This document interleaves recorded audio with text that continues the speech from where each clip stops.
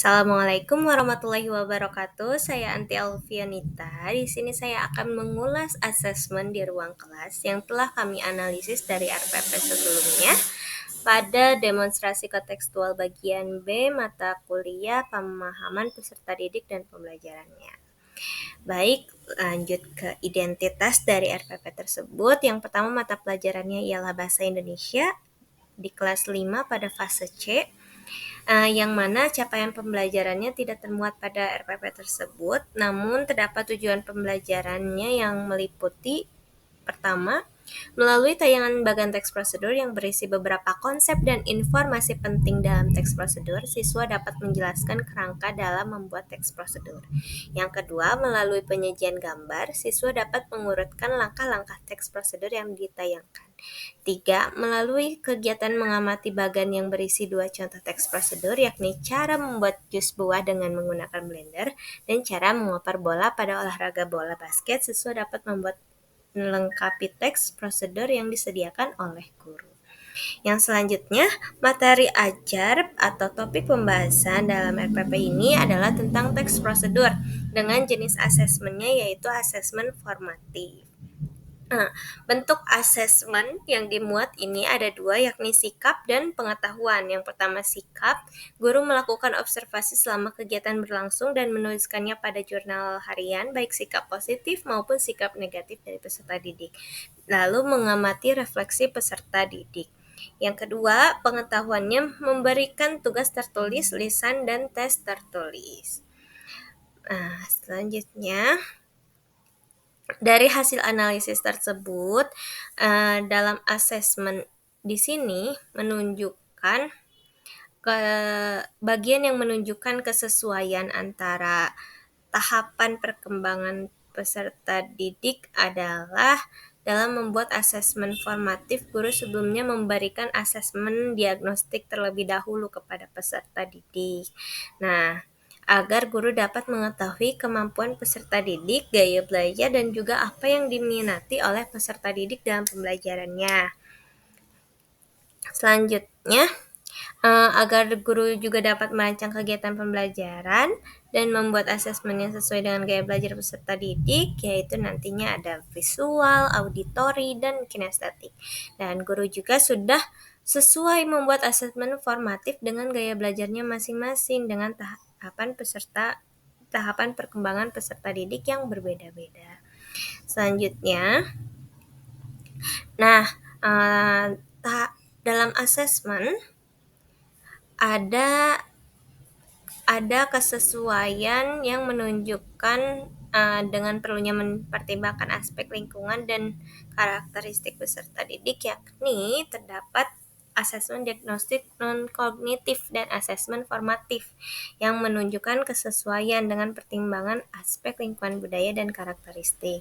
Dalam asesmen diagnostik, guru memberikan penilaian awal untuk memetakan gaya belajar dan proses yang sesuai dengan karakteristik peserta didik.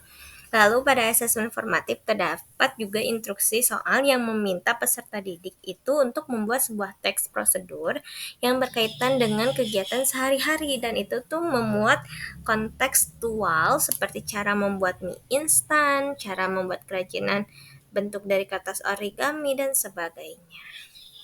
Nah, bagian dalam asesmen selanjutnya yang menunjukkan kesesuaian dengan kemampuan peserta didik terlihat pada bentuk asesmen yang diberikan oleh guru disesuaikan dengan kemampuan peserta didiknya, yakni peserta didik yang memiliki kemampuan menggambar dapat membuat teks prosedur dalam bentuk gambar tersusun secara berurut.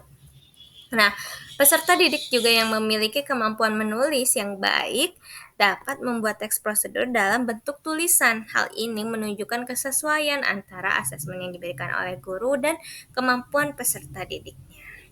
Nah, selanjutnya juga guru menginformasikan seluruh asesmen for learning assessment as learning, serta hasil penilaian praktik dan hasil karya kepada siswa secara transparan. Nah, umpan balik ini diharapkan menjadi suatu bahan refleksi juga bagi siswa. Nah, selain itu, guru dan peserta didik melakukan refleksi pada proses dan hasil pembelajaran dengan guru memberikan pertanyaan seperti bagian mana yang menurutmu paling sulit dalam pelajaran ini, selanjutnya apa yang akan kamu lakukan untuk memperbaiki hasil belajarmu.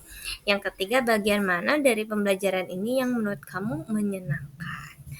Nah, selanjutnya pada pertanyaan terakhir, nah, jika Anda menjadi guru di kelas tersebut, hal apa yang ingin Anda tingkatkan untuk memaksimalkan efektivitas asesmen dan memperhatikan tahapan perkembangan peserta didik, lingkungan budaya dan karakteristik peserta didik, serta kemampuan peserta didik.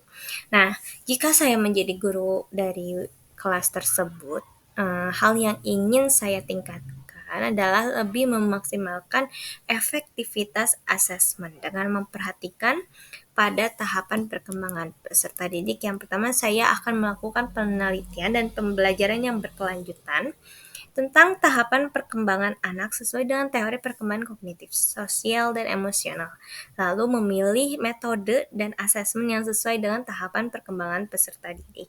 Yang kedua, berkaitan dengan lingkungan budaya itu saya akan mengatur proyek kolaboratif di mana siswa itu bekerja dalam kelompok dengan latar belakang yang berbeda untuk menciptakan suatu karya seni yang menggabungkan antara elemen budaya yang satu dengan budaya yang lainnya. Nah, ini tidak hanya memperluas pemahaman siswa tentang budaya atau satu sama lainnya, tetapi juga memperkaya pengalaman mereka tentang budaya tersebut. Selanjutnya, berkaitan dengan karakteristik peserta didik, saya akan memberikan tugas yang memungkinkan siswa mengekspresikan dirinya, percaya diri dengan diri mereka masing-masing secara artistik. Hal ini juga dapat berupa memilih topik yang sesuai dengan minat atau pengetahuan mereka sendiri. Hal tersebut memberi kebebasan gitu kepada siswa untuk mengekspresikan kreativitas mereka melalui karya seni, tidak hanya dalam pembelajaran bahasa Indonesia mengenai teks prosedur, tapi dapat ditempatkan pada mata pelajaran lain, misalnya dengan suatu produk melalui poster. Nah, selanjutnya, keterkaitannya pada kemampuan peserta didik, saya akan melakukan asesmen awal sebelum pembelajaran terlebih dahulu untuk mengetahui tingkatan kemampuan masing-masing peserta didik sehingga dapat menentukan bentuk dan kriteria penilaian peserta didik. Dalam memberikan tugas-tugas tersebut disesuaikan juga dengan tingkat kemampuan peserta didik. Nah, ini penting sekali dalam membuat sebuah asesmen. Baik, informasi yang dapat saya sampaikan dari analisis sebelumnya cukup sekian. Semoga bermanfaat. Wassalamualaikum warahmatullahi wabarakatuh.